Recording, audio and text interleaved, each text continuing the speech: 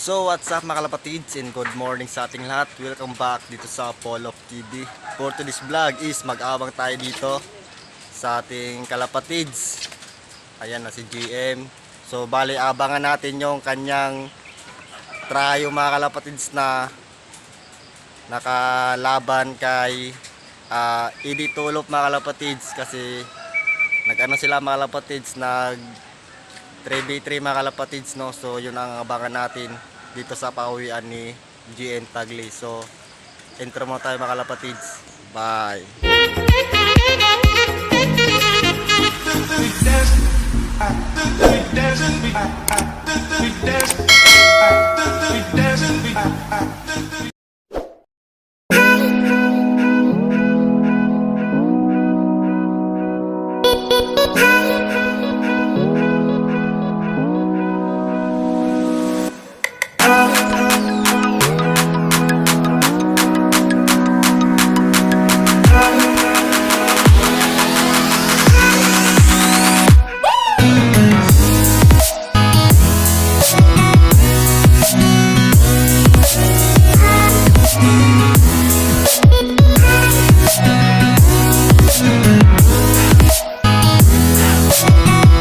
Ito na, ayun, ayun mga kalapatids, ayun na, ito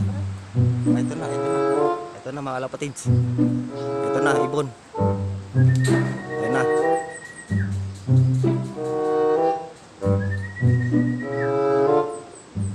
ay mga kalapatids, papasokin lang.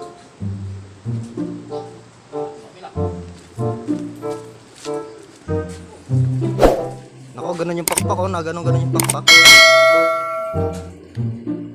Time check natin 7:53 mga kalapatids. No.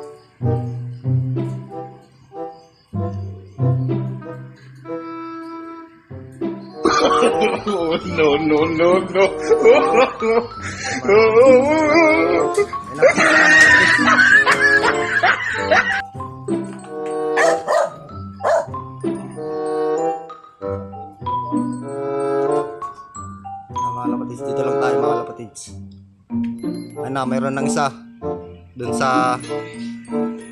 sa trayo mga kalapatids, mayroon na isa. So dalawa pa inaantay natin mga kalapatids.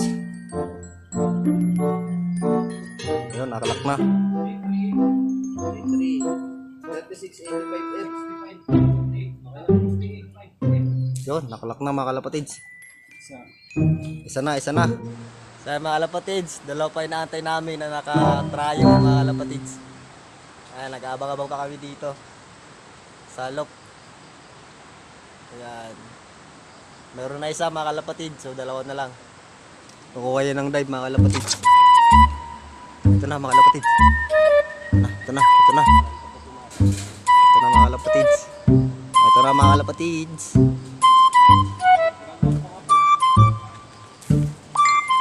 Mga kalapatids, meron na pangalawa mga kalapatids. Yun, pumasok na.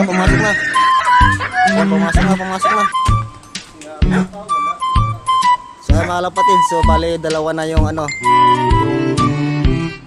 bawi mga kalapatids. So is na lang inaantay mga kalapatids, si Naruto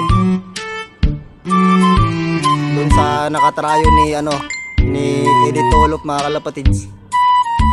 So ayan, nakalaklong nila. Yun. Ito na. Meron na. Ito na mga kalapatids, yung isa mga kalapatids, ito na. Nice. Magkasunod lang sila dumating nung isang ibon mga kalapatids. Sana. Nakawala lang ayun, umikot mga kalapatids. Ayun,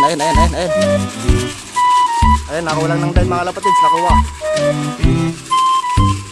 Ito na mga kalapatids, ito na. Ayan mga kalapatids.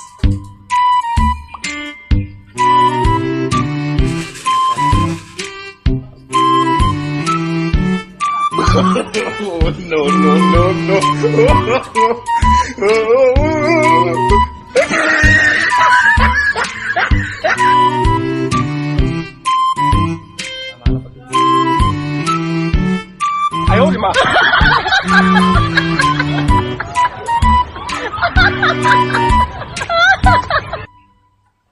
pumasok na mga kalapatids. Kakalak na lang, kakalak. Ang kakalak lang mga kalapatids, kakalak lang nila. So, kompleto na mga kalapatids dun sa tryo mga kalapatids. Kompleto na. So, abangan na lang natin yung final result dun sa mga speed nila ni GM tapos kay Editolop mga kalapatids. Kenjilop. Ayan. Kenjilop mga kalapatids. Kenjilop.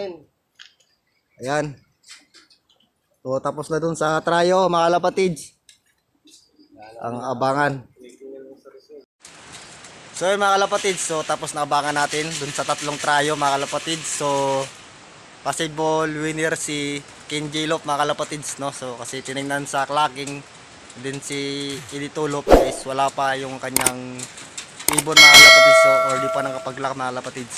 So yun lang mga kalapatids, bye.